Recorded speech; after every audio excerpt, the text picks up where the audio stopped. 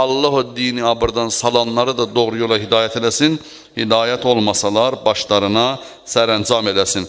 Durub bu günləri ölkə üçün ən böyük təhlükə mənbəyi, həm mənəvi aləmdə cəmaatı aldadırlar belə şeylərlə, başlarında dini marif olmayan avam cəmaatı belə şeylərlə aldadırlar, həm də cismani cəhətdən bugün bu ölkə üçün bir dənə təhlükə mənbəyi var, o da olardı. Adın Vəhabi deyib keçməyək, onlar işitdilər, onların nümayəndələrindən birinin mən görmüşəm, söhbət eləmişəm, onlardan qopub gələni deyirlər, Qaraçuxur məscidi bizim üçün bir dənə dərsdir, mənim özümə 2 qram marqanis verin, mən Bakını alt üst eləmək qabiliyyətinə malik olan bir bomba düzəldən bir adamım.